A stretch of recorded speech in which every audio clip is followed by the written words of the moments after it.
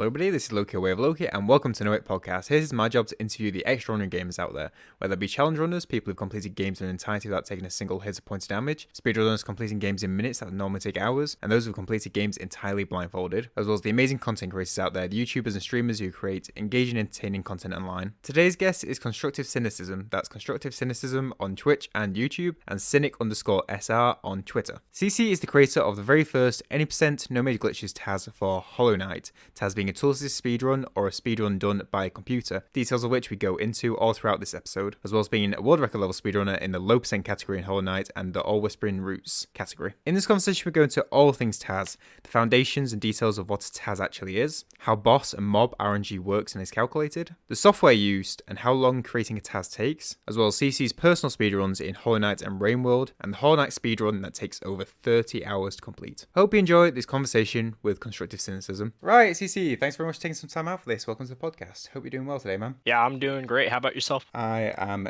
doing good. We're going to be going into all things speedrunning, TAS, Hollow Knight related, but would like to start in as far back as we can. So whichever came first for you, either introduction to I guess the hobby of speedrunning or speedrunning as a thing or Hollow Knight itself. Yeah, so I started out with speedrunning. Some speedrunning videos just popped up into my YouTube feed, a content creator named Scurry, right? And I watched a few of their videos, seemed interesting. So I ended up looking into low percent because they did a video about that. And that's how I got started with Hollow Knight. Around December of 2020. So was low percent the actual first category you went into? Yeah, I started with low percent, which was a mistake.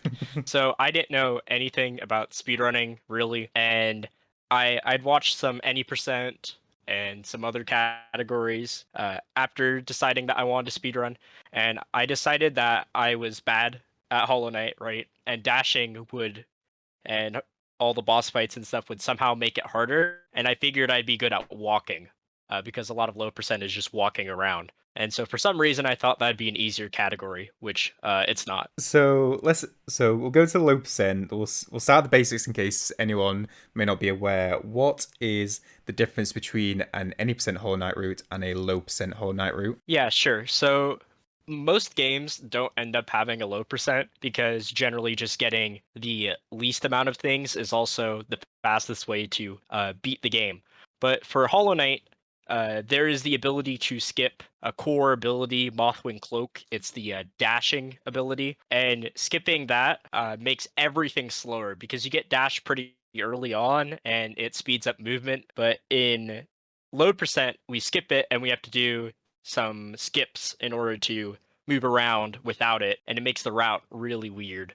The other thing we also skip is we skip killing the boss Gruzmother, which gives access to Shaman Stone, which is a charm we also skip for damage. And it also blocks out access to quick access to Dreamnail, and so we have to take a really long, convoluted route in order to get to Dreamnail, which is required to beat the game. So yeah, the normal route would be going through Gruzmother and into Blue Lake from there. How in low percent do you get into Dreamnail? So we end up, instead of save quitting after Mantis Claw to go to Gruzmother, we take the Spore Shroom entrance into Deep Nest. We collect the Trampass, and then we go through Dark Deep Nest over to Distant Village, and we stag from Distant Village to Crossroads and take Crossroads Tram. Dark Deep Nest is everyone's favourite. Anyone who's done like a first playthrough who's gone there a bit early and gone, no, sod this. But there's plenty of speedruns that have to are forced into that, of course, low percent, and I think any percent does as well. Which is a interesting experience. Any percent doesn't actually have to do any dark rooms because you end up having to buy a lantern in pretty much every category to get to Crystal Peaks, right? In order to get Crystal Heart, because you can't buy the tolls in the dark. And low percent ends up buying lantern too. But the thing is that the money to buy a lantern comes from the Watcher Knight's chest and seal, and we can't get to Watcher Knights before Dreamnail, so in low percent, we end up having to do Dark Nest, but any percent doesn't have to go anywhere near Deep Nest until after Lantern. So what's the percentage differences between like an any percent completion and low percent? So low percent beats the game with 11%. It's 3 Dreamers, 2 Bosses, Vengeful Spirit, Crystal Heart, and Mantis Claw. And so those are all the abilities. In addition to those, any percent gets 5 more percents for a total of 16. It's 1% for beating up Hornet, 2% for picking up Mothwing Cloak, 1% for beating up Gruzmother, and 1% for Shaman Stone. And the total time difference. I can't imagine doing a run without Shaman Stone. It's one. Yeah, Shaman Stone is really, really important. So missing Shaman Stone is a huge deal for like the damage because it increases the spells, but Fireball specifically, because it's a 5 damage increase, which is like a whole nail it per Fireball, and so it adds up quickly. But the biggest route change, besides like dash, is just actually not killing Gruzmother loses like 6 minutes. There's a couple of extra things I want because when I looked on speedrun.com for low percent, it's split up into patches and was interested because one patch was at least 5 minutes quicker between one run and the other. What's the key differences between those two patches that causes that difference? So one thing is that the first Dreamer cutscene is unskippable on current patch, where it used to be skippable, and that alone is like 38 seconds in every category that gets Dreamers, which is every category that beats the game. And then you also have to add an additional like 40 seconds because there's a lever that you can hit through the floor in City of Tears to get 2 Watchers, but you can't do that in current patch. So you have to fight the Great Husk Sentry and go through like a bunch of winding, and that takes 40 seconds. But the big time difference is the explosion pogo done to get to Mantis Claw. So on 1221, you can pogo the explosion itself that are caused by the sporgs, the little spores that follow you, and we do that to get to Mantis Claw in every category. But in current patch, you can't pogo the explosion itself, and so there hasn't been a run viable explosion pogo for current patch until very, very recently. And so you have to shade skip up, which involves dying, and it's like 2 minutes. And the rest of the time loss is just that the category is a lot less optimized on current patch because the changes to bosses like uh, THK, the Hollow Knight boss, and Explosion Pogo and all that makes it really unfun to run on current patch. What were the changes to THK for running? So THK attacks significantly faster, or can attack significantly faster. THK can also just wait 3 seconds to attack for whatever reason, and so it's optimal to just attack them as much as possible, and they can just instantly decide to swing and hit you, and there's nothing you can do about it. And then one of their attacks, the flame or infection pillar attack, also does double damage, but that's not really a big deal. It's mostly just that they have the potential to be significantly faster, but often aren't, and so you just get baited into thinking they'll be slow. Another query around the run, yes, or well, not so much this run, but in terms of speedrunning categories, is what's, and I guess this is probably a point of contention in the community, but what counts as a major glitch? And for some background for people on speedrunning.com, on the Hollow Knight runs, it can come up as any percent, no major glitches, and then glitchless or glitches, and that sort of breakdown. So I was interested in what counts as a major glitch. Yeah, sure. So the history of how we've done our glitched categories in Hollow Knight's changed quite a bit. Glitchless is really hard to do in Hollow Knight because the game is quite buggy, which is thematic. But what has been and what isn't a major glitch often changes, and we have to redefine things. The most controversial glitch that is somewhat allowed in NMG is wall cling storage, which is abused by the TAS quite frequently. It's banned in current patch because they've made changes to it, and current patch runners don't like it. It's really restricted in 1221, and a lot of people wanted to see it banned. Some people wanted to see it unrestricted to the point where they made a separate unofficial category called restricted major glitches, which is basically just unrestricted wall cling storage. And the end result is really just an arbitrary vote on a lot of things, where we'll vote on, hey, should this be allowed, or just like community consensus. Sometimes it's not even officially put to a vote. Generally, the main thing is we don't want it to sequence break, and we don't want it to be required to like run the route. That makes sense. So a glitch that is required to complete a run of the route and isn't just like an exploit like shade skip where you're just pogoing and doing intended mechanics. Stuff like, for instance, going out of bounds. If out of bounds is required to complete a route, that's that's not allowed, and that applies to other glitches.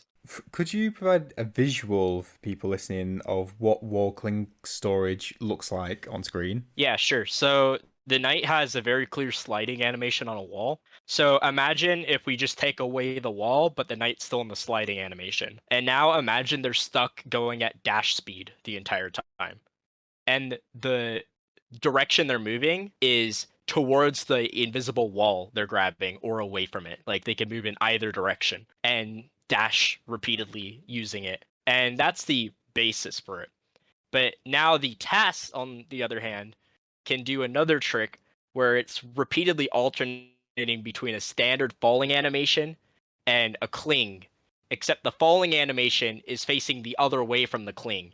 And so every like in between physics frames, so 50 times a second, the knight is like going through this rotation. So it's a total of 100 different animation poses per second of the knight facing different directions. And it also creates a horrible noise, just this loud buzz as the Yeah, knight is clinging 50 times a second and the sound overlaps. it reminds me of like really bad like TV static or something similar to that. Yeah, a lot of people actually quite like the noise, surprisingly. I don't think it's terrible, but I definitely wouldn't like listen to it actively, right? Hollow Knight has ASMR. That's what you're creating right there. It's true though. We didn't even think it was optimal at first, and we were just kind of doing it because it was funny. And when you task, you can't hear audio, so we didn't even know it caused that bad audio effect. And then another tasser named Crythom, they do the glitch task. They were looking at it and realized it was optimal to just spam it. And so I ended up having, when I made the any percent task, doing it everywhere. But we didn't realize how bad the noise was until they recorded their segment. And so it was like 2 weeks after the discovery, we realized, oh, it's just a horrible noise. And then people loved it.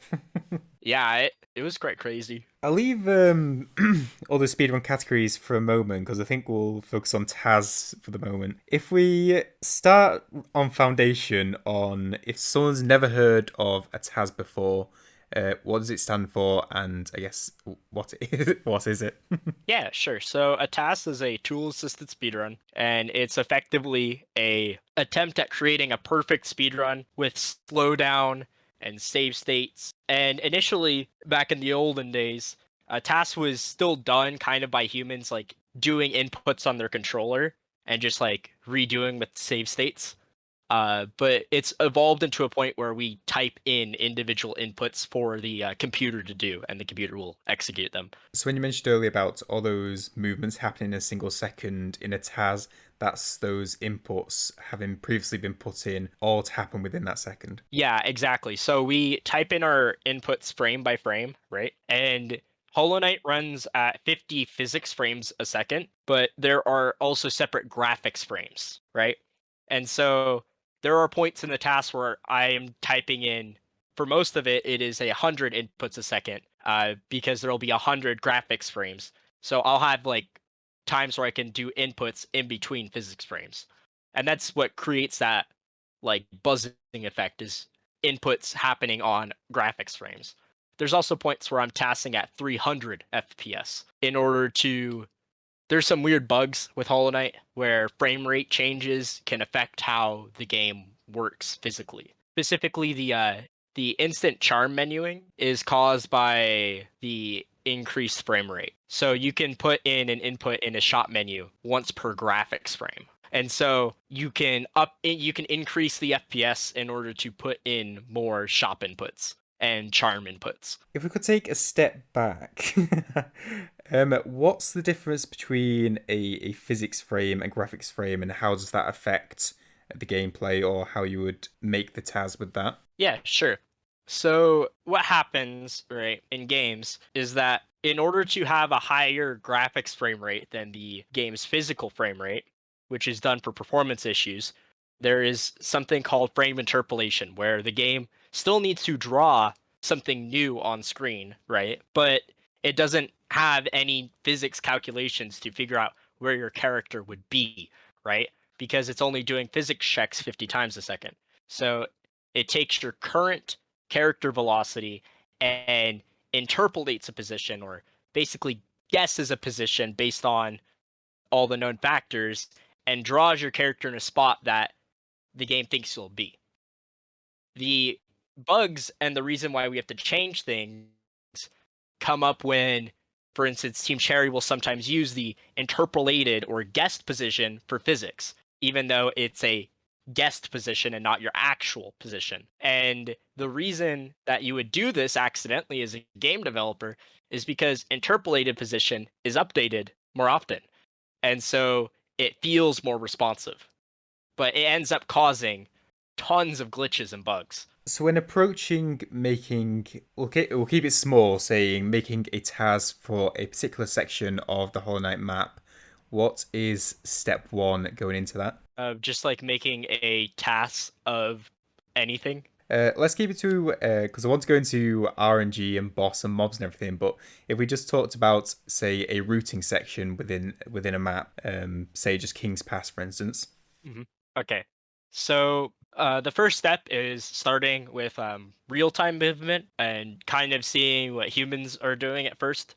Because you don't want to start with reinventing the wheel.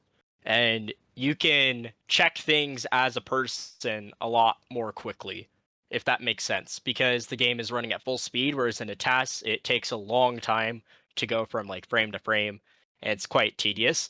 So I start with looking at what is the real time movement, right?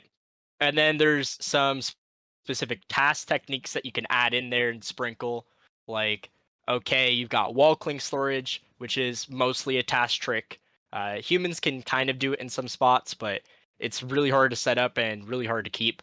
So if you have dash and claw, you use that. And then nail turnarounds, save a couple frames. So if you can get those, you try to add those in. And then once you have kind of like an idea of what your kind of best option might be, you might look at some other options for moving through platforms. If there's like a left side and a right side to climb up a room, you might look at, is the left side actually faster than the right side? A good example is in Dream Platforms, for the Crystal Dash version, where you Crystal Dash across the top part, you end up slamming into a platform. And for humans, we end up going under the platform, and that makes the most sense. But for a test, if you do a frame perfect jump after a frame perfect cancel, it is faster to go up above. And so just double checking that there's not any weird things like that, where it's just technically just slightly better for tasks to do it this way. And once you have your kind of different options lined up, you just make sure everything is refined and you move on to the next part. Should just take a couple of things from that. First of all, the nail turnaround. That I believe is when the character is hitting a object behind where it's going, and that knockback from the nail pushes it forward quicker than it would do just generally walking. Is that right? First. Yeah. So the nail increases, well, like the nail knockback will stack with moving. So you can input left or right after you hit something, like immediately. And if you immediately turn after swinging the opposite direction, your walking speed stacks with the knockback.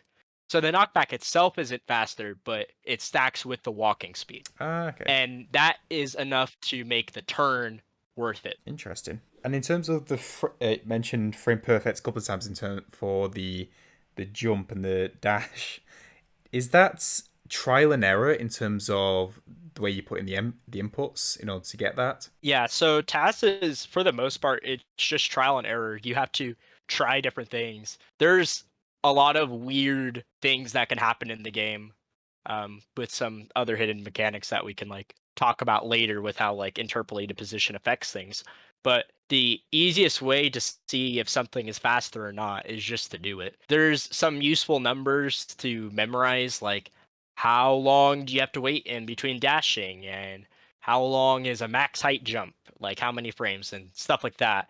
But for the most part, the best way to see if something is faster is to just test it. There's obviously some judgment that you have to make of seeing if something is worth testing, right? Because you can't test everything, because that would just take too long. Like starting King's Pass by going left and staying still for 2 seconds is obviously not going to be faster than just immediately moving. And so there's like obvious things like that where you don't have to test.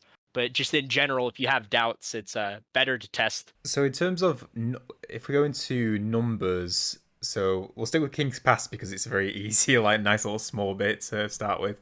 It takes less than a minute. How many inputs would go into something like that, and how much time would that take? Okay, so King's Pass is about 50 seconds for a TAS, and people TAS at around a minimum of 100 FPS.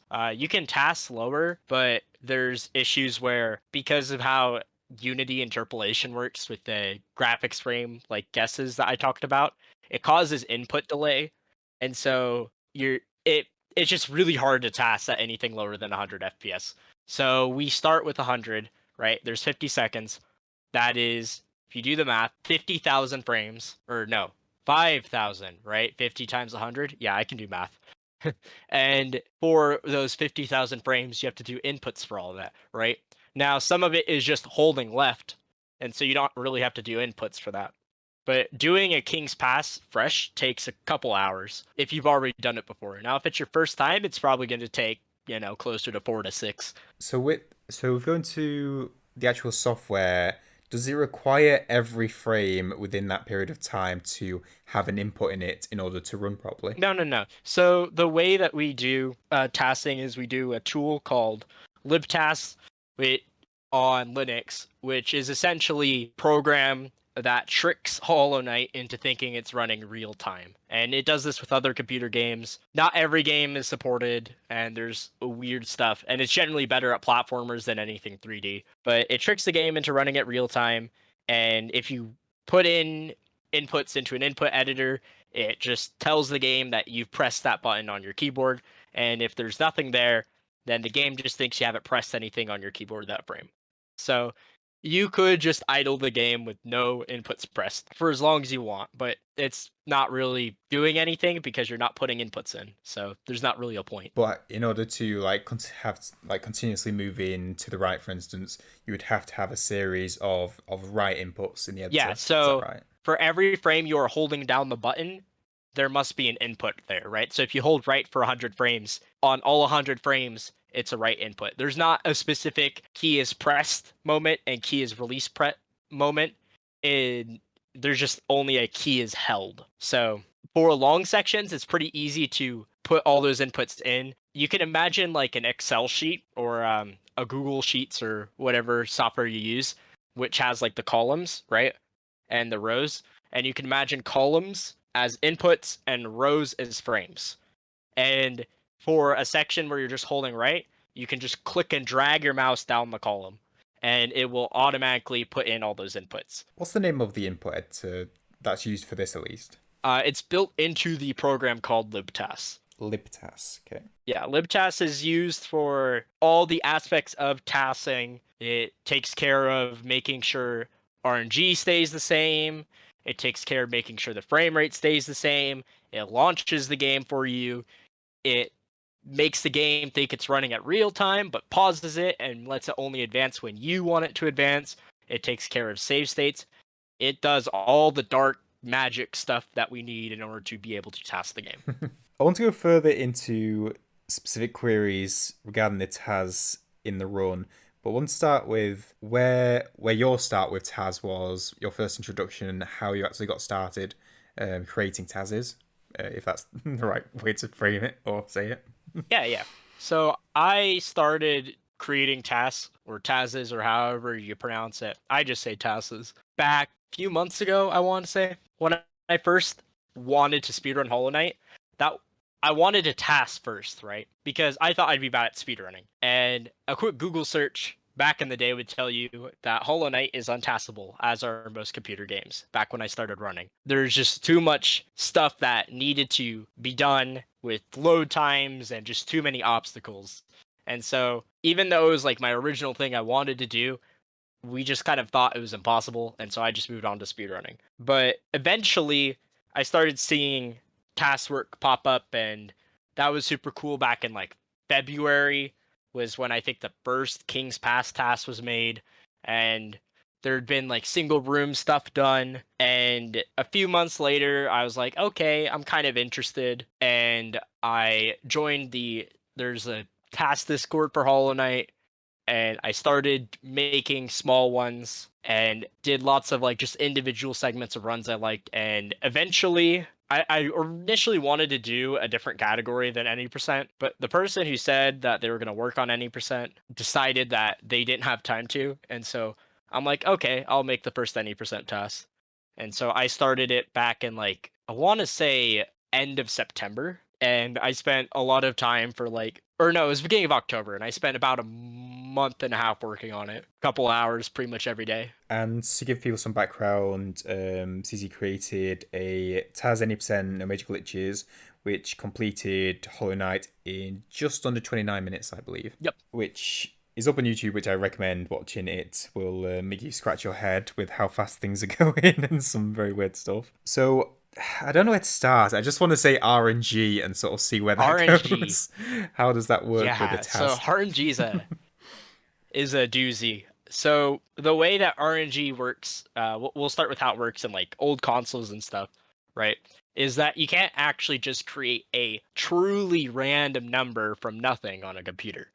The easiest way to do it is with system time. The way they did it on consoles was either just based on an elapsed timer running in the background, which tended to be too resource intensive.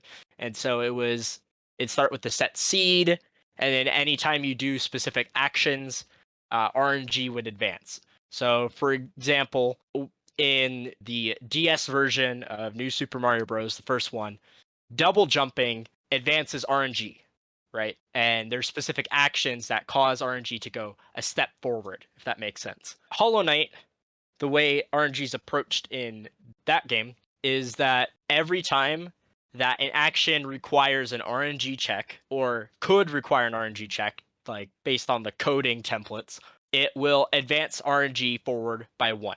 And the starting seed is based on your system clock. So there's a set starting seed, and it will advance forward based on every time RNG is called. Now, RNG is called for every particle in the game, which means it's called 480 times per physics frame. So if you do the math on that, it's about 2,500 times a second idly. There were 27 million RNG calls in the any percent task across the entire run. 27 million. And the way that libtask keeps that consistent is that there's the same number of calls done every time and the same starting system time. Now, sometimes the program can make mistakes and have some errors when playing back or when loading a save state or whatever, and we call these desyncs. And it's just where the RNG doesn't line up with where it was before. And it happens sometimes. It's unavoidable, but you can just load a save state and go back to the original. With the TAS, would you obviously was still able to do like the precise movements, but did it start out with having a range in terms of like when a mob was moving like left to right? If you jumped to a certain area, you were certain to avoid it, even with slight deviations as RNG, or could it get to a precise spot where you definitely knew that's it would never reach it? So in order to change RNG, you would like perform an action that would call RNG, and you would like add a step, right? But in order to know kind of what outcome you're looking for, just came with a lot of game knowledge. And so one of the first pieces of game knowledge is that enemies on, I'm talking about enemy behavior on 1.2.2.1 because it's changed between patches. Specifically on current patch, it's different to help with performance. Enemies start in the same position with like a couple exceptions. Like Gruzma, like Gruzzers in the Grudge Drop room and like the other rooms where they are, they can appear in all sorts of places. But for the most part, pretty much every enemy in Hollow Knight will start in a spot. And once you get close enough to it, it will either move left or right, if it's like a walking enemy. Or if it's a flying enemy, every frame it checks where should I be flying with like specific weighted outcomes. So that way it's not constantly changing direction every frame. And so knowing that enemies start moving at a specific spot, right? And they will continue moving with like a tiny bit of RNG for wait times. You can kind of figure out, okay, do I want this enemy on the left spawn or the right spawn? And usually it doesn't matter a ton, but there's some things where it's like, okay, if they're on the right spawn, I get a nail turnaround, but if they're on the left spawn, I can't. And nail turnaround's faster, so I'm going to go back and change RNG and get a right spawn. And sometimes you don't know which is faster, and so you'll change RNG, you'll try out both spawns, you'll see which one fits better. Because imagine something like the crawlers are pretty easy because they just move left to right, don't have to worry about it. But something like the Cruisling room in Forgotten Crossroads must be sort of hellish, I Yeah, guess. so how Grozers work, because they said they're different, is that they do have a set home, like a starting point. All of them do. But if you enter a load and there are Gruzzers that have their starting home points close enough to that load, they just get a randomized spawn instead. So outside of like the first few you see in a load, they all have a starting position, right? And so from that, I can say, okay, I can only get one Gruzzer to be here realistically. So I can only get one turnaround here. I just need to reroll RNG until that one Gruzzer bounces into the correct spot, which is what I ended up doing, was getting one Gruzzer to bounce to a specific spot so I can nail turn around it before dropping down. And then from that point on, it's just doing RNG manip to make sure that the Gruzzers just don't fly left or right into where I'm dropping. And that's the trial and error they mentioned earlier. That just have to keep testing, changing inputs until you get that perfect RNG that's going to work consistently Yeah, from then on. exactly. Right. So slashing and jumping are the two big ones. But if you have the ability to, inventory is the fastest because you can put in an input into your like inventory menu every other frame, and it changes RNG because there's RNG particle effects tied with it. And so you can do, a couple hundred RNG manipulations in a second of inventory dropping. And so that's like the golden thing that you want. Like, for instance, in Gruzmother, trying to get the RNG spawns to line up so I could kill them all with a single fireball. I had the ability to open inventory there and just scroll through random inputs in order to get them to cooperate. So that's the golden thing. But sometimes it ends up not working out, and you might have to go back like 40 seconds of just adding random slashes all over the place just to get one enemy to cooperate. Yeah, I was gonna query, is it based on once you enter a room, their position, or is it based on all the inputs that you've done previous to even entering that room that causes the RNG to match what you want? It's based on once you get into a certain range of an enemy, it activates on 1221. Okay. On current patch, enemies are global, but they also have non-random spawns for most of them. Like they will only move one set direction, and that's to reduce overhead. But on 1221, it's once you get into a certain detection activation range, it will choose left or right based on the RNG at that time, right? And so there could be two enemies side by side, and you might want one to go left and one to go right. And you can do the manipulation for the one that's closer to you, and then it'll start going right. And then before you activate the second one, you could do more manipulation. You could change that to change the other one's direction. And so you don't have to get it all on the room load. And so you don't have to get like a perfect gruzzer from entering the room. You don't have to get all the gruzzers to go the way you want. You just have to make sure that the RNG is good each time you get to a gruzzer. How much time is put into, I guess, perfecting in compared to making it viable, I guess, if that's the right way of putting it? So I value like real time a lot as well. There's only so much time in a day, and I understand that like there's limitations to getting perfect RNG, right? So I'll try my best, and sometimes there'll be things where it just takes too much time. Like there is a possibility that, for example, getting Menderbug is optimal for soul collection, and getting Menderbug takes a lot of, real life time. And so there's like a balance of how much time do I spend on something. And that's actually where the infamous Crystal Dash failure and Black Egg happened on the way to THK.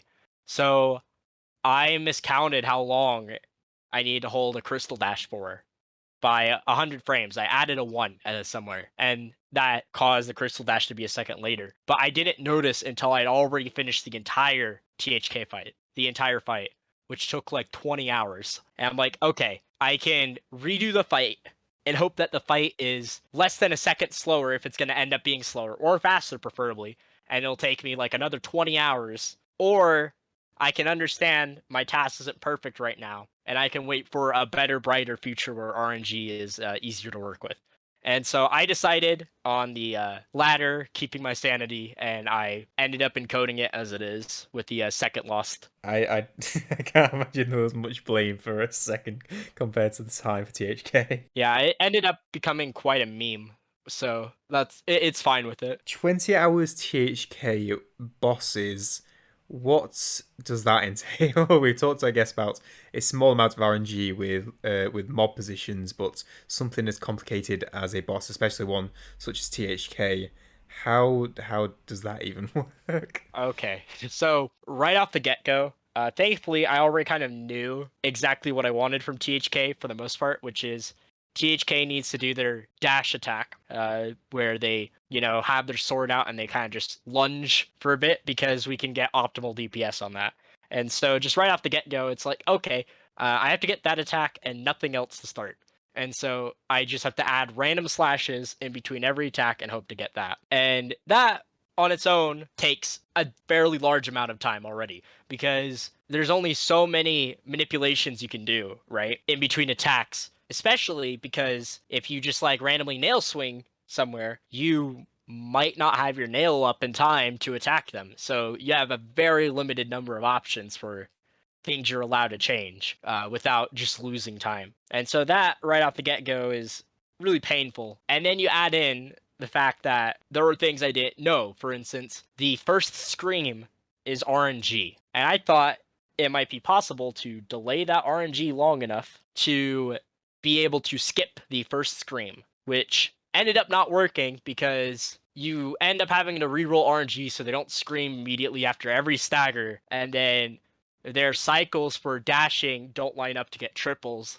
And so I had to just abandon that idea after like sinking like 6 hours into it. And so bosses like THK are just miserable. That's interesting because always assumed that the screams were based on damage dealt. So each scream is unique. So the first scream is after you deal a certain amount of damage, there is an RNG check after every attack, and then a weighted one after each stagger. Okay. The second one will happen as soon as any queued attacks are done. So like there will be like a certain cycle of teleporting out, doing this attack, and then that like another attack, right? Like teleporting out, lunge down into pillars, and then like dash at you. There's like a certain set rolled RNG. And then once that's all done, they'll scream and start stabbing themselves at 450 HP. And then the final one is unskippable. The damage for if you have Void Heart doesn't roll over. There's like weird things based on if you have Void Heart or not. But you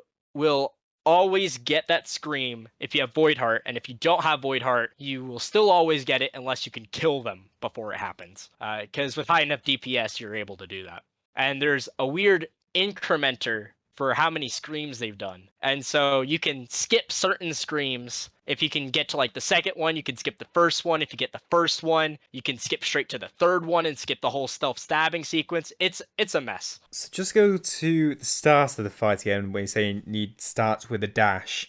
Is that because we talked about in terms of mobs sort of set up prior to even reaching the boss? Is that the same with THK where you've already set up previously through a number of slashes and incrementing the RNG, or is that influenced once you enter the arena? So bosses are the main formula for how a boss decides their attacks is they have an RNG timer for how long they're gonna wait and just do nothing, and then once that timer's up, they then select an attack based on the RNG at that moment.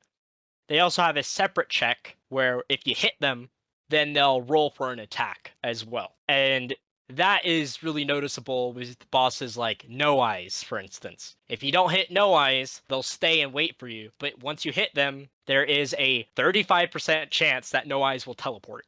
So they'll wait on a timer, and there will be a 35% chance anytime you hit them that they'll teleport. And there's stuff like that with just regular bosses too. THK has an idle timer, and if you hit them with damage, then they might attack earlier. And so you can roll RNG for every time that you deal damage to them, like you can manipulate that. And then that's the only one that really matters for TAS. But for humans, there's also an RNG roll based on the idle timer, right? If you just let the boss stay still for a couple seconds. Because it's interesting, this is all talk about how to manipulate the RNG, and it's not even taking into account the fact you've got to do the inputs in such a way that it beats the boss quick. Like, talks about like all the design of the boss, but there's still the speedrun element of having to beat the boss quickly as well. So it's mad, the combination, which obviously makes sense with the time put in with the boss. Yeah, so one of the things you end up changing with bosses a lot is when do you cast your spells? Because that's sometimes the only thing you can change to get different RNG. And you can only hold up so much soul at a time. Like you can only contain so much. And you can't ever if you start getting too much soul and it like overfills and you don't get any of it, then you lose time, right? And so you only have so much leeway to work with and still do optimal boss fights. So I looked over the TAS quickly before obviously starting this, and with Watcher Nights, it was a very nice like fixing together. How long did that go in terms of that? What I'm saying is they're grouped right next to each other, so all attacks and spells obviously do damage to both of them, and it's nicely grouped. How is that set up? Is that set up in the exact same way as the THK, or because of because of its different number of bosses? There's 5 bosses technically in that fight. Is it different? So they have the standard check for an attack the same way, but there's some aspects of how I did the Watcher Night fight that are much different than THK. For instance, on the first night, I actually performed a damage pattern that's been done by a human. It's the fastest first Watcher Night ever recorded, and it was the fastest one I could find. It was faster than the initial one I did in TAS, where you get the nice like triple as they're rolling away. Oh, yeah. And so for that first night, like my fight was already scripted. I was just basically copying what a human had done and just making sure I got the same RNG. For the second pair, the opening is one that we do as humans now, but before it was based on one that we did as a human where you like dash away after the one on the right spawns, and then the one on the right will walk to you, and then you can stack them. The biggest innovation with getting them to stack was on the final pair. I actually looked at the code to figure out how Watcher Knight bounces work and if it was just all RNG or what. And the Watcher Knights take your position, like the distance between you and them, they double it, they add like a little bit of an RNG modifier, like plus or minus a bit, and then that is their ending point. And so I figured out, okay, if I stand halfway in between when they decide their roll point, I can get them to bounce on top of the other knight and they'll stack instantly. And so there's stuff like that. But the actual which attack they did is all just based on the same concept of, okay, they roll for RNG when I hit them. I need to get this RNG on this night and this RNG on this night. So is the difference between them doing the ground roll or the bouncing based on distance, or is it based distance plus the RNG stuff, or So a ground roll and the bounce are different attacks, so the RNG is rolled first. But the thing that I checked was how far a bounce goes is based on how far away you are. And so I could right? Okay. manipulate the watcher to go. First I had to do RNG manip to get them to bounce. And once they decided they were going to bounce, I stand in a specific spot so they stack together.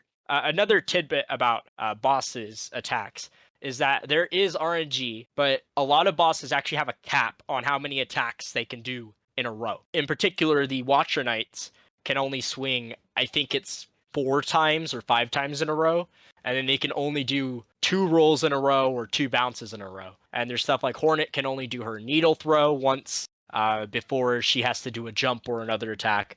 And there's stuff like that. So it's not all just purely, there are some rules as well, other than just RNG, depending on the boss. But for the most part, what they do is just RNG. And you mentioned looking at the code on how the Watch Nights work. Is that through the same TAS software, or is that something else? No, so the tool we used is FSM Viewer, and what it does. So Team Cherry used a add-on for Unity called Playmaker, and it's a visual scripting add-on for Unity, because specifically for 2D games, because Team Cherry didn't really know how to code, right? And so the way they did it was through visual scripting, right? And what Playmaker does is it lets us see these blocks of code in the way that Playmaker does through things called FSMs.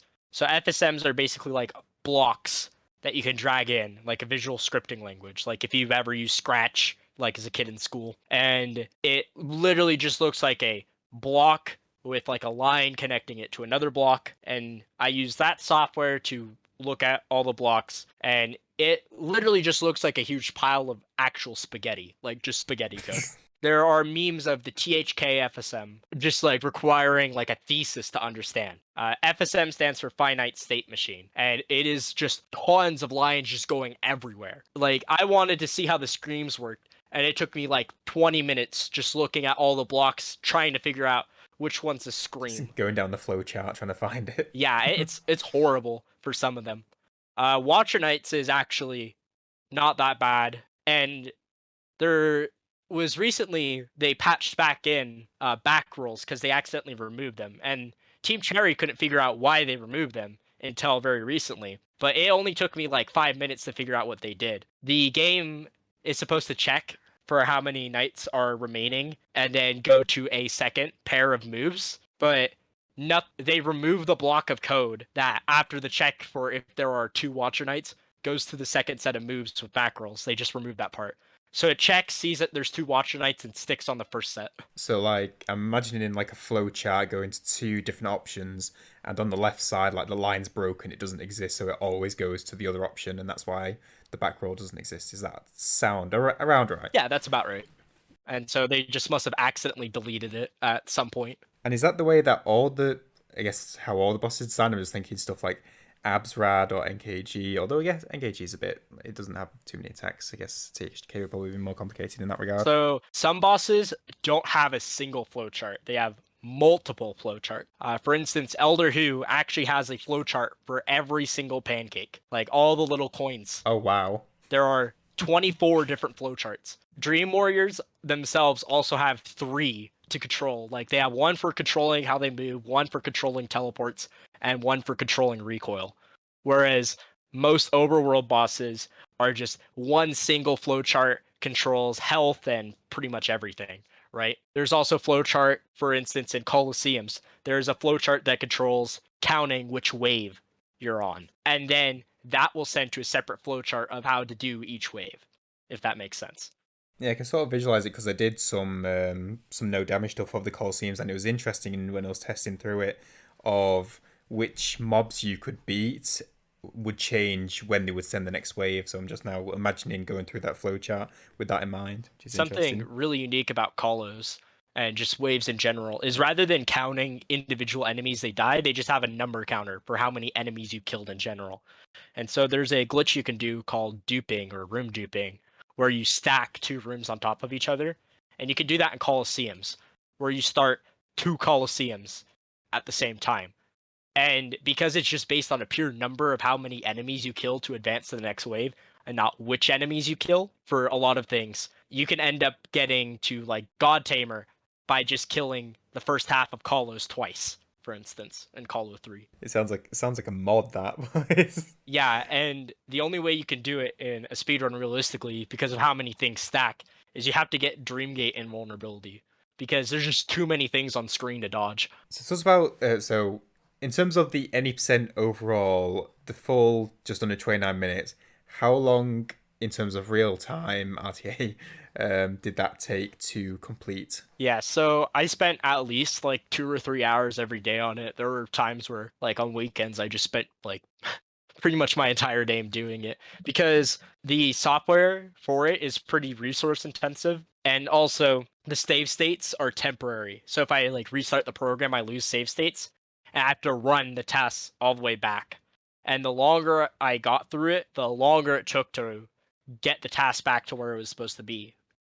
And there just came a point where I just never closed it on my computer, but it ate like all my computer's resources. So it wasn't like I couldn't even like watch YouTube or anything. I couldn't open a Chrome tab without it lagging. And so just anytime I wanted to spend any time on my computer, I just had to do TAS stuff because I wanted to get it done. Overall, the ending time, I didn't like log all my hours, but just based on estimates, it was somewhere in the ballpark of 180 hours spent on it. It sounds like one heck of a productivity hack as well. Just make it so that your computer can't do anything else. Yeah, I ended up upgrading software and changing to a virtual machine and getting a good NVMe solid state drive, and like now I can save the state of the virtual machine, which will keep all my like save states and work, and so I can actually like take breaks. And so that's been really good for like the true ending tasks. I've been fully utilizing that. But before it was just like, okay, I just actually can't use my computer till it's done. Have you been able to not so much copy over, but well, I'll have to say it like that, even though I don't think it's completely correct.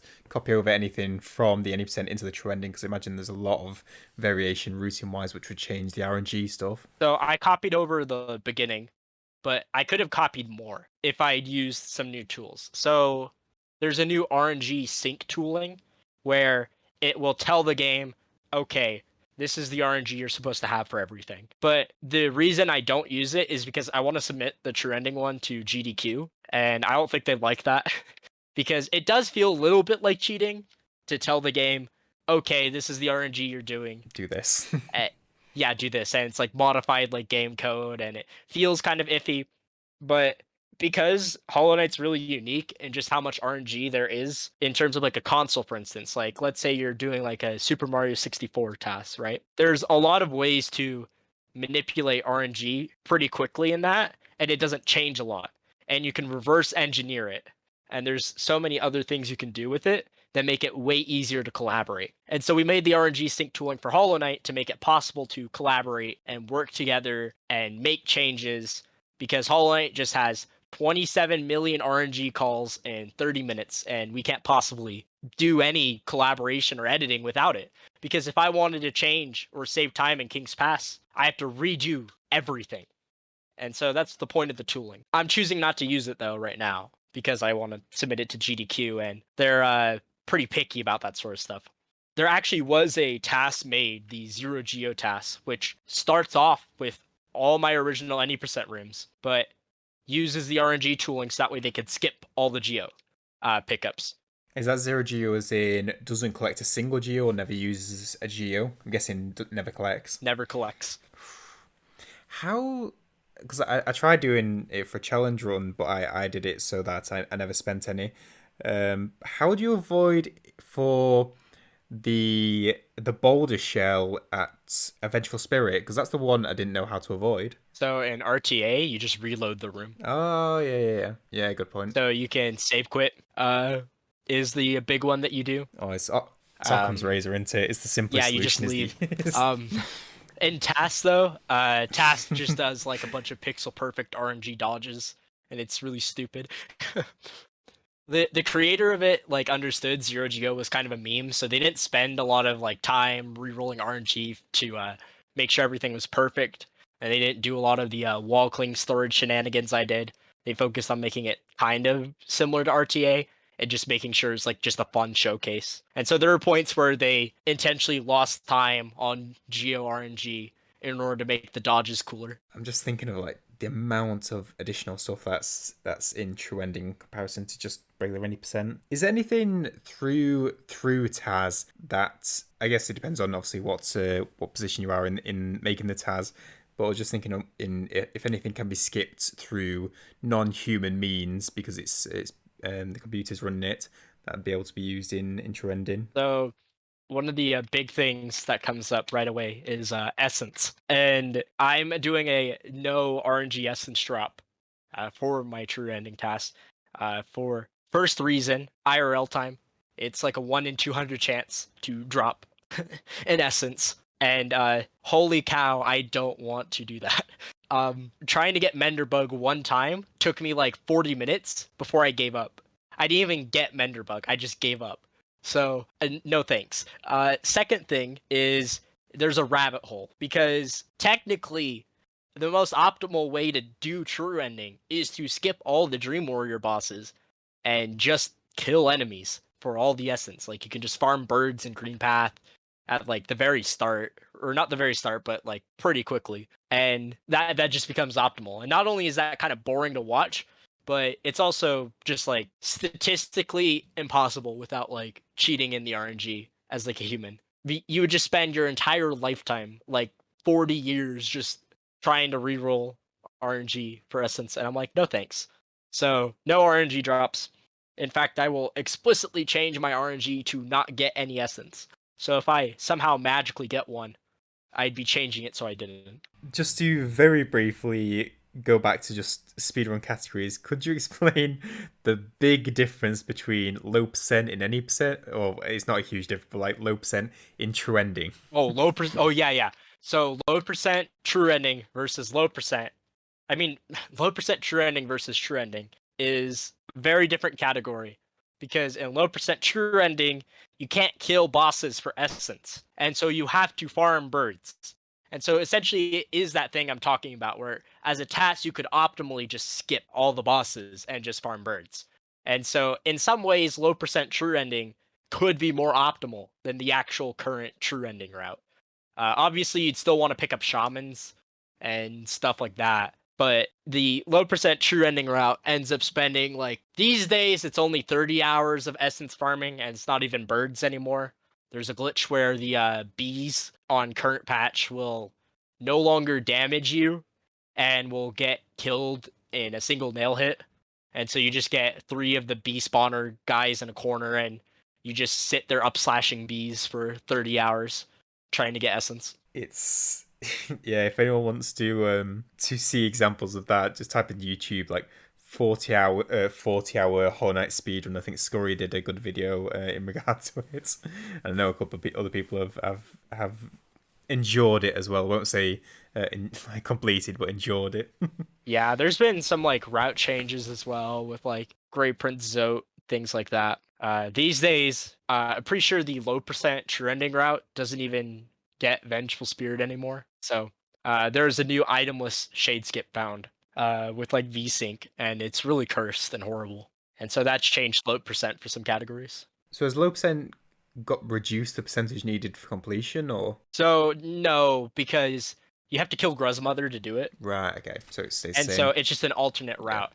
And so for some categories, skipping Vengeful Spirit is preferred to getting it, in terms of just being able to have that early Blue Lake access is really nice for some categories. In terms of the actual original, just low percent, any percent route, where it's just beat the game, little as completion as possible. You can do the itemless shade skip as an alternative route, but it is about 20 minutes longer, because you drop into resting grounds, right? And from there, like, you have to go down into city. You have to walk your way through royal waterways. So you have to go pick up a simple key in city, then go back down to waterways. You have to go through the Hornp Arena, like where Cornifer is, and then you have to do like a shade skip to get back up to where Mantis Claw is. And it's just not a good route. Not even close. Has there been, with having done a full completion, done a full TAS run, has there been any, I guess, efficiencies in having that experience been passed over to your current trend in making? Yeah, once you've done, like, TAS, especially in Hollow Knight, has this really high skill ceiling, because there's a lot of depth in how the frame interpolation stuff affects physics and like little neat tricks and stuff. And once you do more of something, you'll like have better eyes. So for instance, I found extra nail turnarounds in King's Pass and stuff like that. By the time I got to the False Knight Arena, I'd saved zero point 0.3, which doesn't sound like a lot, but for early game, that's a lot. And I'd also gotten more Geo. So there's definitely been some like new things I've learned, as well as just being better and spending more time and just stuff like that, coming from TAS. And I've noticed it in other people too. For instance, Yarlik, the person who made the Zero Geo TAS, like, I can watch the way, because they stream sometimes, the way they like TAS stuff now versus when they first started, especially since they started tassing without ever having speedran the game before. And so there's like a lot of differences that you notice. There's things you learn and pick up. So really, there's just a ton of knowledge. It takes quite a while to learn. I'm not surprised we've gone into so much from boss input, like boss attack inputs and code, from that to RNG manipulation to just movement mechanics. And that's just obviously just in this brief conversation. Never mind actually going in depth and doing it. It seems very interesting, something you can really get into, or in depth into, I should say. Yeah, there's just so much depth, and the way that I've told people who've wanted to learn, like, how do I task? Where do I start? It's you just have to do it. Like, go into King's Pass, do it yourself. There's no other way to learn. I can't give you a comprehensive list of here's some ideas, here's what inputs you should do here, and stuff like that. You just have to try it, look at like an example, see where am I losing time? I can't get this trick to work, and then talk to people, show off your stuff, have people point things out. It's just how it works, because there there's just an infinite amount of knowledge, and even if I told you every way to do something, you wouldn't remember what's important, so you just have to do it. I guess the way we've talked about how RNG is rolled or calculated in Hollow Knight, does it mean you always have to do it linearly? That you can't skip it. You always have to go from point A to the end in order to make sure that everything works correctly. Yeah, so you do have to do tasks linearly without doing the RNG sync tools. With the RNG sync tools, you don't have to task linearly, because you can use these sync tools to save stuff. And so the way Yarlick learned was they just started with start to finish, right? And then they learned things along the way because they just hopped right into a full game task and they like made their edits. But I, on the other hand, had already done like a few months of just individual segments. I'd even like tasked some segments for any percent. There's still some changes I'd obviously like to make, right? Because we learn new things and stuff like that. But there wasn't as much I needed to go back on because I just made sure to spend as much time on possible on each segment to get it right the first time before moving on. Whereas Yarlick spent their time get through as much as I can and then go back and change things. Do you have preference towards creating the TAS for either a boss or a routing section? For instance, I'm thinking of like the Crystal Peak final platforming section, trying to find like the quickest route for that. Do you have preference towards creating for one or the other, platforming or boss or mobs? I generally prefer platforming, especially since a lot of bosses, like THK for instance, once you solved, okay, how do screams work? It boils down to get this attack, reroll RNG until I get this attack, and then do this exact same thing, 10, 11 times until the boss dies. And that stuff I kind of it's just a part of it. It's not like my favorite thing to do. There's some parts of movement that I also don't like, making sure that I get the perfect positioning to chain wall cling storage because not every position works. Like getting and chaining wall cling storage is something that I don't like a lot, but I do like the overall routing of okay, I can do this weird movement and it saves time or doesn't save time. And I really enjoy that a lot. Because an interesting one I saw was, or an extended version, I guess, would be the Blue Lake, because it's like a whole room of doing those walking storage, I should say. Oh yeah, I was gonna say Blue Lake is a bit of an exception because Liquid automatically keeps your wall cling storage. That's why humans do Blue Lake wall cling storage and runs, is because there's no frame perfect inputs. Like you can sit in the water as long as you like, and you'll still keep the wall cling storage as long as you go into the water with it. And so that room wasn't too bad because it was just mostly copy paste dash inputs and jumps. Whereas other sections where you actually have to do the frame perfect input to chain, that could get a little tedious. I remember when I watched, because I do acid skip, and I was going, oh, acid skip's coming up, acid skip's coming. Nope, nope, don't even need that. That was one of the most impressive parts that I watched when I was going through it. Yeah, the acid skips are a big one because everyone in the comments is always like, "Why'd you even get Crystal Heart? Why'd you get Crystal Heart? You don't even use Crystal Heart. You just wall cling storage. Can't you skip Crystal Heart? Is it really worth 2 minutes for it?" And it's like the reason we have to get it is because you're not allowed to do those acid skips in NMG if you don't have Crystal Heart because that would be sequence breaking essentially. Ah, The rule is the rule is you can only do movement if it follows like the same like topology or some like weird jargon with the current room state and stuff like that. So for instance in Blue Lake, I can't just wall cling storage and not die and just skip the shade. I do have to die because the shade needs to be in there in order for me to do wall cling storage. and stuff like that. I never even caught that about the the Crystal Dash. I guess that makes it interesting in terms of what's actually like, obviously making a TAS for that particular category, but also what a TAS could do without those restrictions. Yes.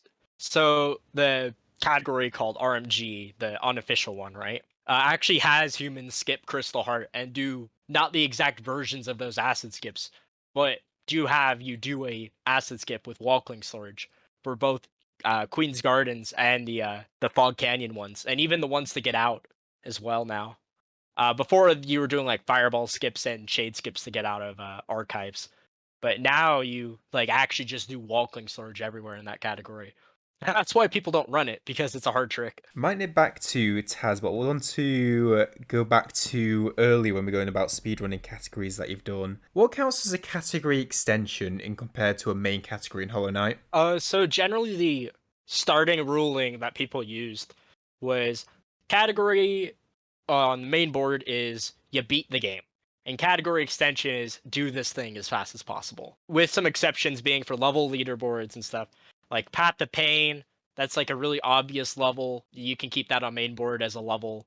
Colosseums, that's an obvious level. Pantheons are really, really, really obvious because the game even has an in-game timer for them.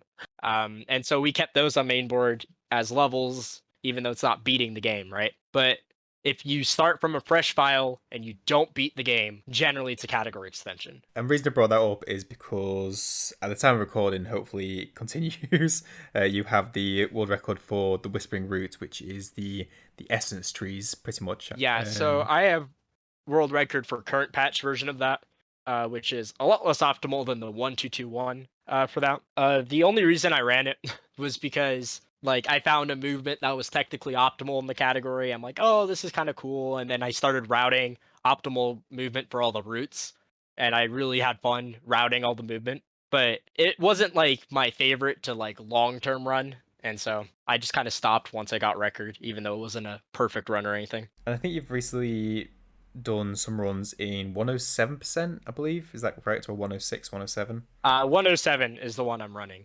So the game's gone through different max completions across its lifetime, right? So originally it was 100%, and then it went up to 106% for Grim Troop, and then it went up to 107 in patch 1.3. They added Hive Night. Yes, that's the one I forgot. The thing with 1.3 is it is unanimously the worst patch in the game. Okay, so glitch runners really like 1028 because it has lots of glitches. There's some people who like 1.1 because flukes are weird and like kill dupe. Flukes are weird on every patch, by the way. The charm fluke nest, it's broken on every patch in different ways. But on 1.1, it does the most damage it's ever done. It does like 144 and duplicates kills. So if you kill a single like carver in like the Zote arena, it counts as killing all of them and the arena opens. Stuff like that. And then 1221 was the Grim Troop patch, which has the lever skips in any percent. It's like the fastest patch for any percent. And so a lot of people still like 106 because it's on the same patch as that. But 1.3, they removed all the cool skips and glitches from like 1221, but they didn't add anything fun. The performance is still bad. There's a lot of game breaking bugs still. The game can infinite load. There's just lots of terrible things about it. And then 1.4, they fixed a lot of those things, and same with 1.5. But 1.3 is like the in between, where just everything's bad. There's no God Home. The game's buggy. There's no cool skips. It's just a bad patch. And so we run 107 on current patch, even though it's technically supposed to be ran on 1.3. So what's the missing 1%? Because it's the four Pantheons, because Pantheon 5 doesn't count as 1%. What's the fifth percent that I'm missing? God Tuner is a percent for some reason. Oh, okay. Didn't know that. Yeah, God Tuner is like one of the most useless items because for most people, like, yeah, you might pick it up on like the way, like you might find God Home before, but for me personally, I didn't find God Home till like beating the game and having to look it up. Like, where the shit is this place? And I got God Tuner as my 108th percent, so I'd already killed all the bosses. So the whole point of God Tuners is supposed to tell you you killed a boss to unlock this like pantheon, right? But if you've already killed every boss, it doesn't do anything. Anticlimactic collection at the end of the game. Yeah, and for some reason that's a percent, but tram pass is not a percent. Stuff like that. Yeah, which is strange because that's, I guess not, it's necessary, but it is, can be quite an integral part of the game, considering there's a whole station for Well, them. you're required to get tram pass to even beat the game with like max completion because you can't get to Hive without it, Oh, yeah. or that lower part of Kingdom's Edge. So you have to get tram pass no matter what anyway. But for some reason it's not a percent. And same with Lantern. You have to get Lantern for No Eyes because you can't fight No Eyes without it. But it's not a percent either. It's been so long since I've done a full completion of the game. Another big one, not percent, charm notches. Charm notches are not percent for whatever reason. What, collecting them all doesn't count as... Yeah, you could just skip. You could just have max completion with 3 charm notches if you wanted. That's got to be a category extension. 0 charm notch completion. That'd be so funny if it was, but nah, we only just have all charm notches. Is there any other category extensions or main categories that have your interest in running? So I was running 106 initially. I never submitted a time, whereas I just barely submitted for 107. But there's like some huge reroutes to it because even though you would think that 107 should just be like 106, but you just kill Hive Knight, it's actually a very different route because of just the patch differences. And also 107% mandates that you kill all bosses because we just decided it'd be in all bosses, but 106 is not. And so there's like some differences there. But I was going to run 106 and just did a few runs, never got a good time, never submitted. I might come back. What's the appeal of 107? Because I believe that's quite a long run in at least comparison to a lot of the other categories. Yeah. So 107 has, because you have to get all the charms and all the movement and stuff, you have like lots of cool sections that are just really arbitrary and you never do in any other run. For instance, the Deep Nest Vessel Fragment, where you do the or the Sharp Shadow Gauntlet is another one. Like just those kind of gauntlets are really fun and have cool optimal movement and cycles that you just don't ever do in any other run because there's no reason you would ever need those things. And so that's a huge appeal. The other thing too is I'd also like look at running like 112, right? Especially since 112 is quite a popular category amongst like casual viewers and stuff. People like joke about it being like YouTube percent and stuff like that, or just like instant Twitch partner if you run it for a few months. But my keyboard binds are quite cursed. Right now I have nail on my ring finger, which I tend to change eventually. But nail on ring finger means you can't use quick slash because hitting nail 5 times a second with jump on your middle finger, like you could try swinging your ring finger 5 times a second while holding your middle finger down, and it's not fun. I was going to say, looking for some RSI coming up soon after a few. Yeah, exactly. So that is one of the big reasons I don't run 112. It's a long category, but it's got some really cool movement to it. The one I'm looking at after, if I don't just take a break for like Celeste or something, is God Home Ending, which is different from 112 because you don't collect everything. It's just run to Pantheons as fast as you can. And it's a low equipment. You've got 5 HP, and you have to do all 5 Pantheons. It's arguably like one of the hardest categories. I almost finished the run, but I died to NKG. And if you die in P5, it's just like, yeah, I think I'm gonna call it a day. Do you not even have shade cloak for that? You have to get Shade Cloak because you have to kill all the bosses, and you also need Void Heart. And Trader Lord's Oh, of course, gated, yeah. Markot's Yeah. gated, Void Heart's gated, all behind Shade Cloak. The equipment you get, because obviously just running in with no charms, you're gonna lose time because some charms are fast to pick up, like shamans. You end up running in with at least shamans, Twister, Nail 3, and Strength, like Fragile Strength. But there's optionally a Fluke Nest route, which I'm working on right now, where you use Fluke Nest and Pantheons, which sounds quite silly, but it's actually like probably optimal. And is mentioned Celeste, is that for running or for TAS? Or... Running. I played Celeste casually like a while ago, but I know people who run Celeste, and it's always been something I've like kind of thought about and toyed with. I end up getting like Everest, which is like the mod installer and stuff down, and I've like learned like Prologue and some of City, but just as like a side game to Hollow Knight, it's really easy to burn out if you just like run one game forever. Yeah, I've done a lot with Celeste, and I really enjoy the game. I think it's great. Yeah, so I've just been shopping around looking for another game to run. I've also looked at new Super Mario Bros, the original DS one. There's like an any% tournament for that coming up in like July.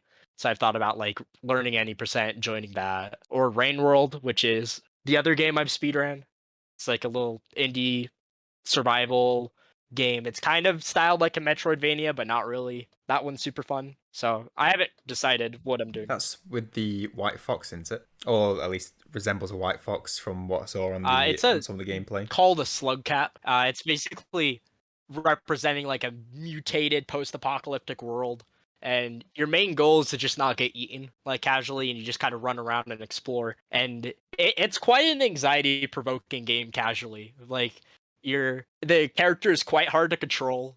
You're just trying to get food to eat, not get drowned by torrential rain that happens every few minutes, or get eaten. And it's quite a hard game.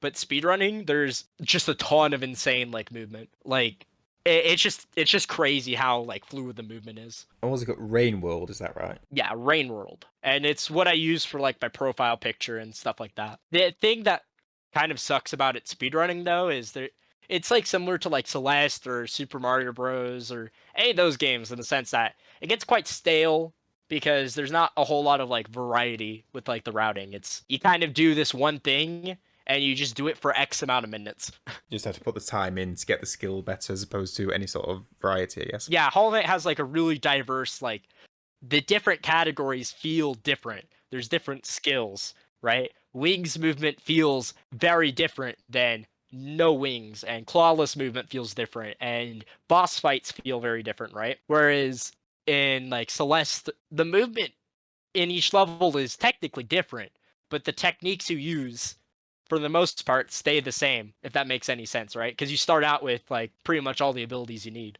And same with Brain World. God, that just made me think of the additions for the True Ending TAS, the Wings, Desolate Dive. Oh, a lot more variety, which I guess leads into a lot more options for trial and error. Wings is the biggest because TAS can do a trick called insta wings and skip the dip, the forced dip. And then the other thing too is that you can insta wings while keeping wall cling storage, and then the wall refreshes your wings, and so you can like quadruple jump with wall cling storage, and you can just do stupid shit. It's I would recommend you watch like the True Ending like White Palace task I did with like instant wings and wall cling storage. It's 20 seconds faster than the fastest human White Palace done with full equipment.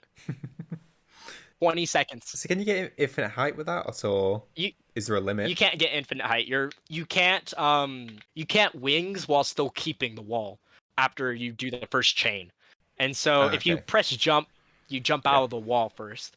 And so you're limited to 4. But 4 is quite a lot, and twice as much as you're supposed to have. So Obviously, you don't need me saying, because just it's just like blown it open. Just obviously, there's at least restricted number of things you can do in any percent, which is still quite a lot. But then trending gives you all these additional movement yeah, options. true ending you can just go Um, anywhere. As long there is a rule that like technically you kind of have to follow. It's hard to explain the requirement. You literally need a thesis to understand, or like a PhD to understand wall cling storage rules in our rule set. But you kind of need to somewhat follow somewhat a possible no wall cling storage movement route. Like you can't go underneath platforms that you like normally go over, or that you can't go over without. But the thing is that wings also unlocks a ton for real movement as well, which unlocks that all for wall cling storage as well. so for that run, will you do it similar to whatever the fastest human trending is, or because of the way TAS works and the different movement mechanics you can do with that, will it be its own thing? So I've thought about like skipping things like Shade Soul and stuff like that, or doing the Shriek route. There's like another route for training that gets Shriek, or even doing something weird where you get nail upgrades instead. And from all my testing, it seems like Shade Soul is still going to be the fastest with like the same like current charm routing and stuff like that. So it's going to basically follow the same RTA route of you get things in this order with like some exceptions, like we're getting like early Soul Catcher and Overcharming and stuff like that. But outside of that, it's gonna look like a very similar run, minus the Walkling storage. Yeah. The zooming around the screen midair. Yep. And continuously in the air with wings as well. Yep. God, I had a question then, but it just went off my mind. Oh, that's what it was. Has there been any, or could you provide examples of? We've talked about quite a lot of it, in fairness, but stuff that's appeared in TAS or they use in TAS that is not humanly viable, and if there's any examples of stuff that has then helped in actual runs that people can sort of do, but maybe it might be a low percentage thing. Yeah, sure. So nail turnarounds aren't humanly realistic for two reasons. One is that the fastest task turnaround involves you holding the opposite direction for only a single frame. And if you hold it longer, you're losing time. So that's already kind of hard to do because a single physics frame is 0.02 seconds. So that's not, most keyboards can't even let you only hold it for that long. Like there's hardware limitations for that. The other thing too is that how frame interpolation works in TAS, because the frame rate is controlled. Because like obviously with a computer, your frame rate can fluctuate. Like you open a Chrome tab, your frame rate might go down, right? As it's loading things. Frame rate's controlled in TAS, and that causes issues with how some physics stuff works. And an unintended but side effect of that is that nail turnarounds are better for TAS just inherently. So even if you like use like a macro or something to do that frame perfect turnaround, you're still getting less speed than a TAS does. So that will just never be a thing that humans do. And then the Walkling storage stuff, the buzzing is automatically a no-go for humans. Because besides you're holding buttons for like the 0.02 in order to do the buzz, it also requires you letting go on graphics frames and pressing on physics frames. And a human is never going to have the precision of pressing the buttons on exactly physics frames and always letting go on graphics frames. Because a human's not even going to know when the physics and graphics frames are. It's just not possible to tell, like, when is when. So that will never happen. The wall cling storage method that TAS uses to get it off of any wall, we call it cling cling. That has been done by humans. Humans can perform it, but it's very inconsistent. The highest success rate that like we've seen in a short period of time is like 1 in 4. But that doesn't, you have to constantly derust it because it's a very finicky timing. Specifically, you hold the wall for 4 frames, you let go, and then you press dash the next frame. It's just not something humans can do consistently. And it doesn't even save time unless you do the frame perfect jumps to chain it and keep it. And so humans are just never going to do wall cling storage to the extent that a TAS does. However, there was a type of wall cling storage that TAS found, that I found specifically, that humans now do in any percent even. It's transition wall cling storage. So transitions in Hollow Knight, they don't remove the wall cling state. And so you automatically have wall cling storage for a bit as you're going down a load.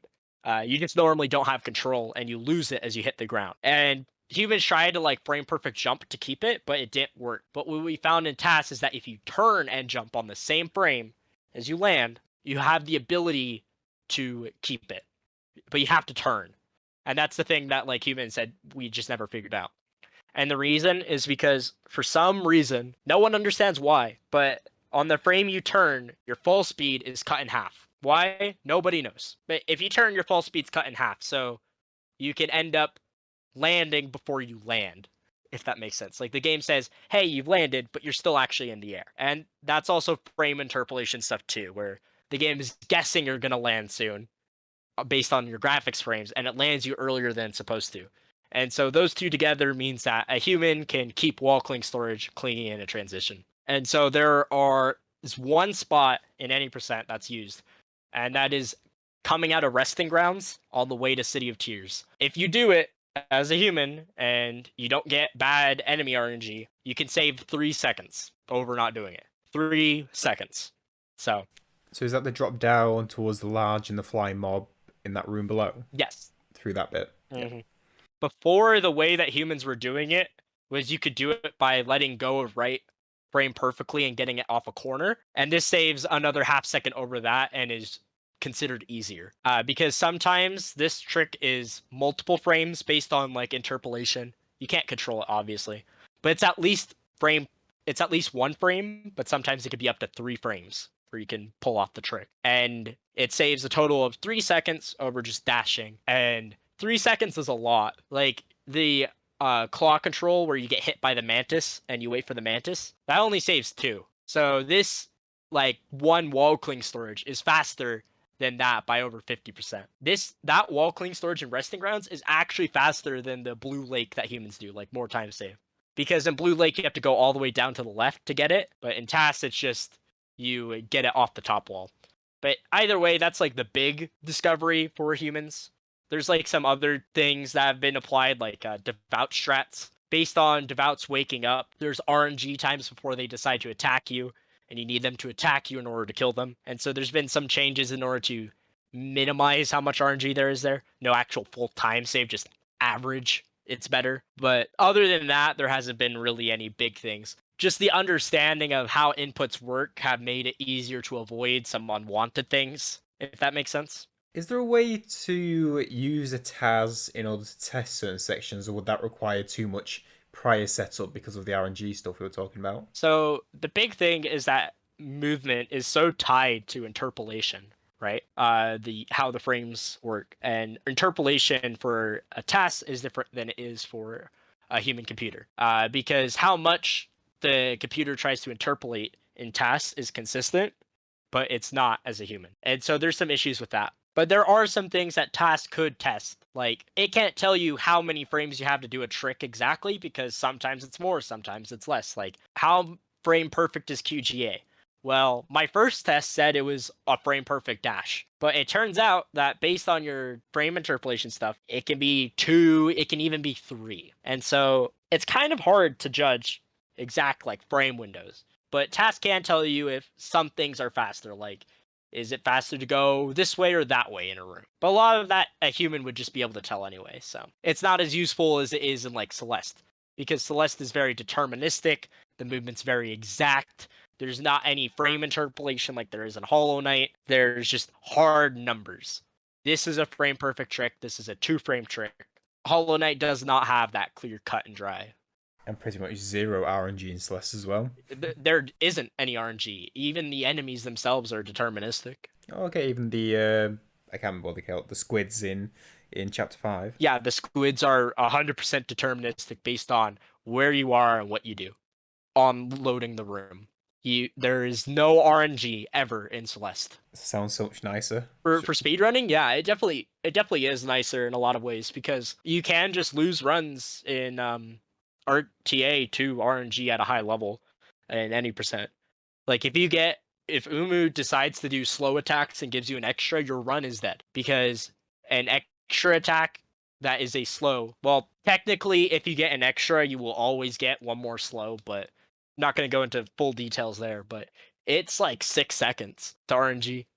That can just happen, and that's a lot. And THK can lose you a ton of time, and Watcher Knights can. So you can lose any percent runs to RNG, even just Baldur Spits. But for most categories, RNG in Hollow Knight will not kill your run. It's funny you talk about the no RNG part. I predominantly do like damageless, hitless stuff, and I've done a no damage of both Celeste and Hollow Knight. And the funny thing is with Hollow Knight is you always know it's in most cases it's your own fault. It's my own fault for getting hit somewhere or getting struck. In Celeste, there is no excuse. It's always me, and there's no barrier or no nothing I can blame it on. So yeah, because in Celeste you do the exact same inputs in a room.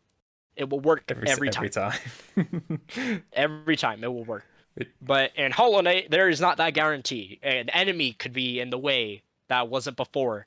And even how the game moves you is somewhat, it's not technically from the RNG number, but the frame interpolation basically makes movement a teensy bit RNG. Like, you can overlap an enemy hitbox sometimes in Hollow Knight based on frame interpolation. Sometimes. But sometimes it won't work. So sometimes something hits you, but sometimes it won't. and you have no way of telling. Like, you could be in the exact same spot and the enemy will do the exact same attack and you'll overlap by the exact same physical amount. And sometimes you get hit and sometimes you don't. And it's just unavoidable.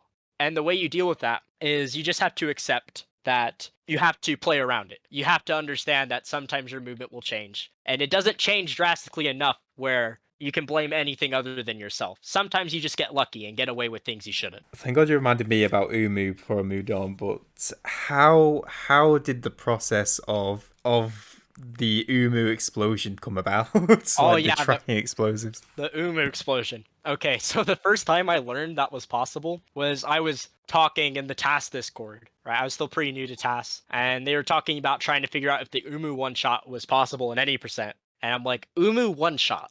What? And I see a video from another TASer. The name is Celeste, and they had Ismas and wings, but they lured the Uumuu core to Uumuu and killed them instantly. And I'm just blown away. I'm like, what even is that? I didn't know. It turns out the Uumuu core does 300 damage, which is Uumuu's exact HP. Oh, they planned it, of course. Yeah, it's literally planned. It's intentional. It's intentional.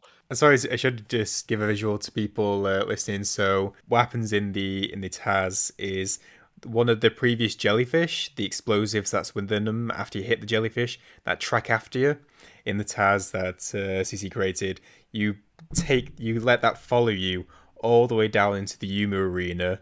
You allow it to do its attacks, and when it's vulnerable for the first time after Quirrell's attacked it once, you only then allow the explosion to go into it or go into the platform. I don't think it hits or can hit Uumuu directly. Is that right? Yeah, it can't hit Uumuu. It just goes through Uumuu. It has to hit a wall or it has to hit you.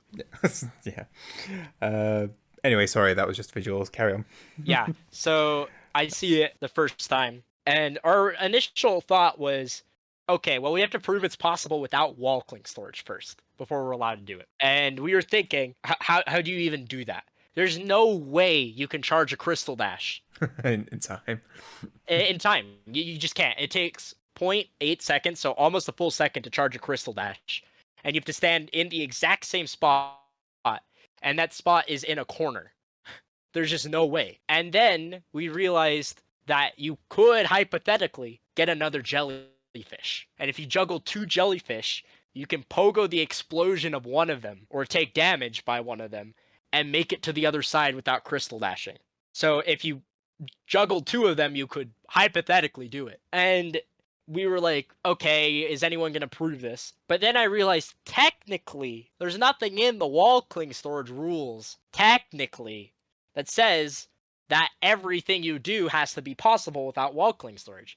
It's just the movement. It doesn't matter what you kill if like you just kill the boss in a way that's only possible with wall cling storage. There's no rule on that. And there's no rule on the room state having to on what defines a room state if the Uumuu core being alive matters. Now, I thought in spirit that that would be wrong and I should still do it without wall cling storage. But the process of getting the Uumuu core to work without wall cling storage, without a computer to calculate the positions for me, was just, it's just not a thing I could do. Uumuu cores are actually not RNG, like the way they move. There's no RNG in them. The way they move is purely based on how far away they are from you. So the further you are from them, the more they accelerate towards you. Like they'll try to change directions faster. And I didn't want to go through the process of figuring out the exact positions I needed to balance two jellyfishes and get across the gap, because that just takes the computer. So I just did it with wall cling storage anyway as a proof of concept, and ended up doing it in the any percent TAS. Because it's funny with the when it's circling the night, it seems such a chill circle. I should say, like it's like trying to kill you, but it's also just doing this nice little spin around the night. It's like a oh, what's the word? It seems so controlled. It's like a barrier. It's like the Dream Shield. It's like a bomb version of the Dream Shield. Oh yeah. It looks very like calm. It doesn't look like it's ever gonna hit you. It doesn't look like it can get as fast. It looks very under control. But in reality, there's probably like 80 points where even just being a frame left or right will cause the core to hit something. There's no way a human will ever do this, just to be clear. It's actually just impossible because the jellyfishes can be in RNG positions to start with, right? And like as a human with ismas and wings, humans have only gotten the core into the arena like once. Getting the core to not hit any of the platforms for all of Uumuu's attacks while dodging just requires such a level of like precision that like a human would never ever be able to do. Like the way I did it was just with trial and error. It was just like, oh crap, the core hit the wall. Need to not be this spot. Like it was just so many attempts. I think it took me like 4 to 6 hours to do each time because I ended up doing it twice. Like of the part of it being in the arena, like getting it through the arena also took a few hours because that part's a tight tunnel as well. But that process was it exploding like few hundred times at least. That must have been a case of I can't wait to upload this and show people this because this is gonna blow people's minds. Yeah, people. That's the part that like everyone remembers. Like that's the iconic part of the any percent task, in my opinion. Like, yeah, the wall glitch was cool. Yeah, the nail turnarounds were kind of cool. Yeah, boss fight was good. Yeah, C dash was a funny meme. They messed up. What an idiot! I could do better than that. I've gone faster than TAS in that room too. But the Uumuu thing is just the thing that everyone like remembers because it's just so crazy and far out there. And yeah, I was super excited to like share it. And obviously it wasn't my idea, right? But like I'm gonna be the one credited with it. But I was the first one to get to work with wall cling storage, which was a feat in and of itself, because the tasker who done it with wings and Ismas had also tried with wall cling storage before and couldn't get it to work. And the no main menu storage task, actually, the glitched one, does the exact same thing. Does wall cling storage and juggles the core to Uumuu. Does the exact same thing. To move into the streaming aspects, do you enjoy streaming task creation or more so, or actual speedrunning, or both for different reasons? I do both. I streamed task stuff initially as an experiment. I just thought no one would watch. It just seemed like something that'd be boring because it's me sitting in the same room in tasks, going frame by frame, loading the exact same thing over and over again, and clicking things in an input editor, right? That just seemed like who would watch that, right? And I immediately like I think it was even like my first task stream. Like I got rated by Blue, who's like a big, content creator for Hollow Knight.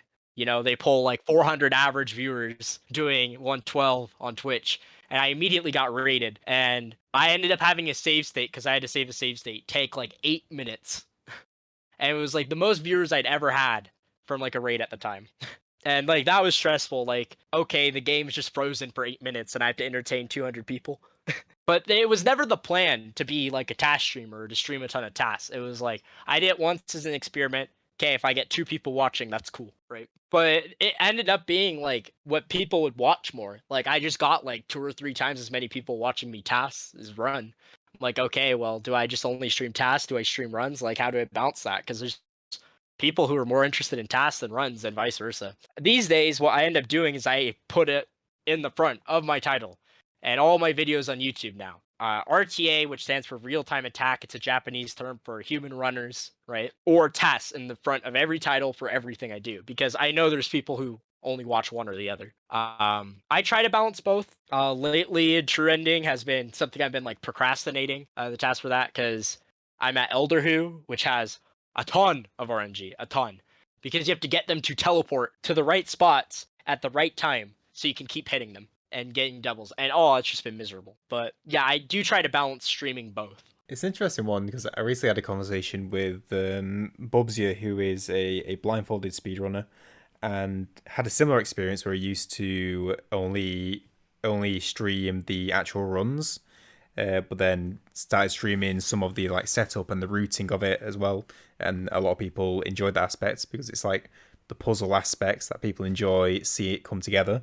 Yeah, what you stream is always like an internal like question. Like, are you allowed to stream other games? Do you stream practice when you do runs? Like, how much can you reset? It's always like a thing because, especially if you look at your viewer count, it's always like there's that like anxiety of, oh, I have less viewers than last stream. What did I do? I turn that off. Like you get the emails anyway. I turn it off while you're live. I hate any of. Yeah, a lot of people do. And what I just ended up doing, right, was I just kind of accepted it, like that it's not usually most of the time if my viewer count's different, it's not anything I even did. It's like time of day, right? Like if people leave, it's usually not anything I even did because most people lurk. And so I've just like kind of come to terms with it's just like it's just something that changes, right? Like if you have a video hit the algorithm on YouTube, half the time it's not even anything you did, right? It's Yeah, just it's luck. just YouTube showing some love. Yeah, exactly. And so I've just like detached from it. I still look at it because it's always like an interesting number to see, right? And I just don't let it like impact what I do anymore, right? Because before I used to like be afraid, okay, I don't want to stream practice. I don't want to stream runs anymore. I don't want to stream tasks. And I've just kind of accepted there's going to be different numbers for things, especially since I stream at really weird times because it's based on my sleep schedule and like weird work schedule and stuff like that. And it just like changes. Like there's times I'm streaming at like 5 in the morning for me, and there's times I'm streaming at like 2 in the afternoon.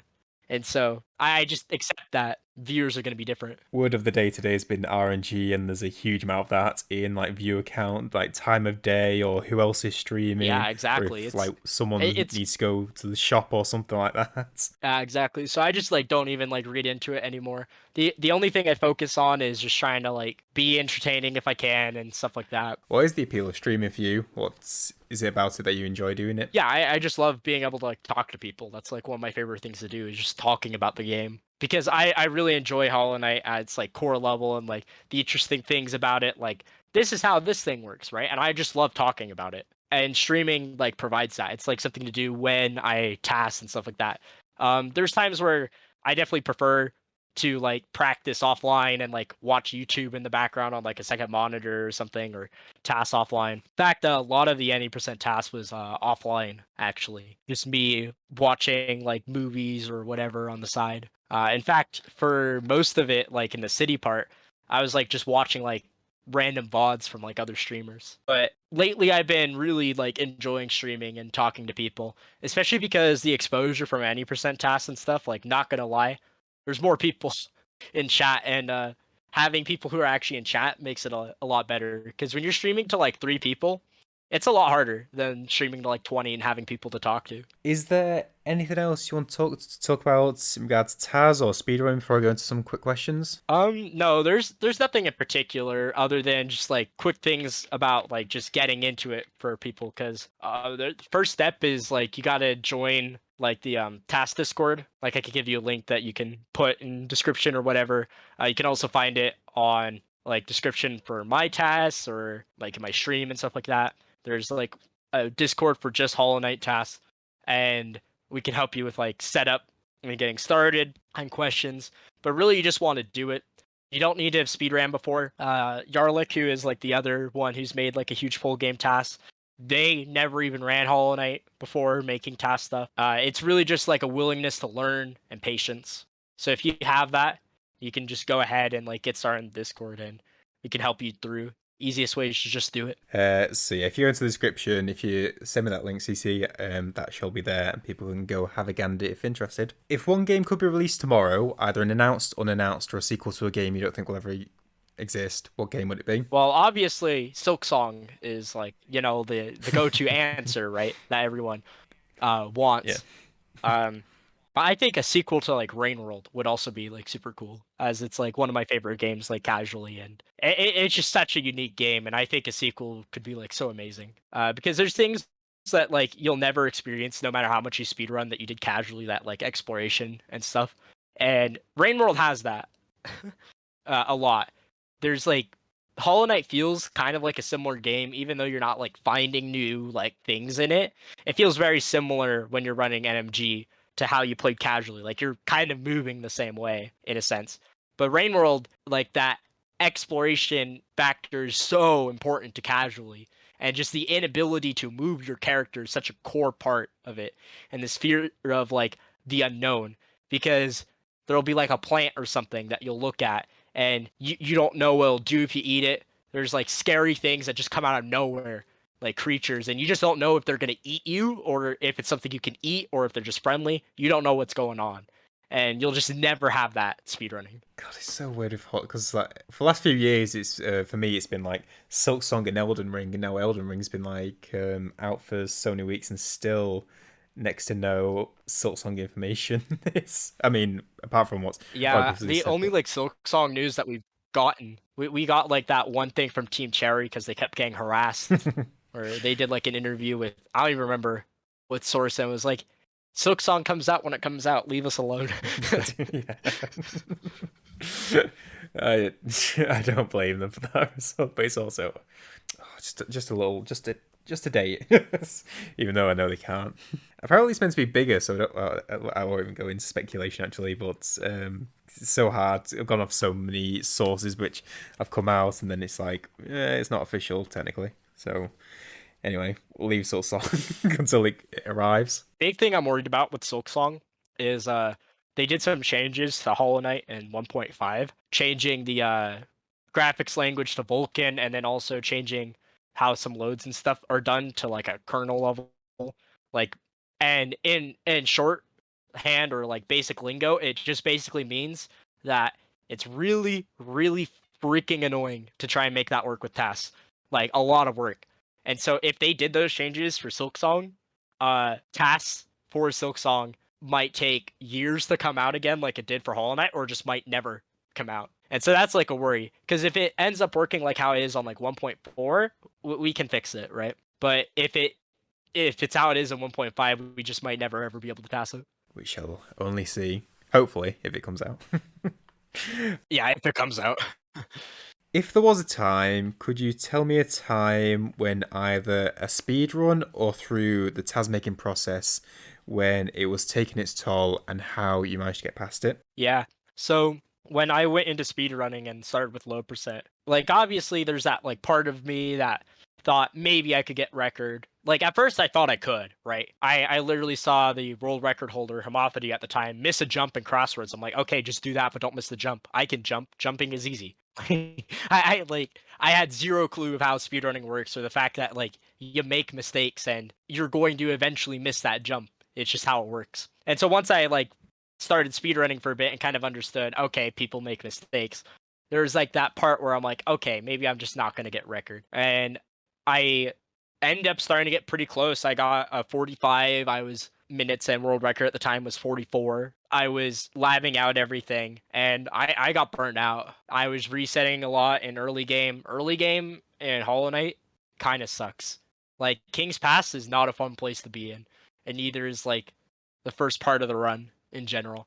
And a lot of people like will meme like, oh well, you're in low percent, you don't even get anything anyway, right? You're just walking everywhere. Low percent with claw is a lot more fun than not having claw.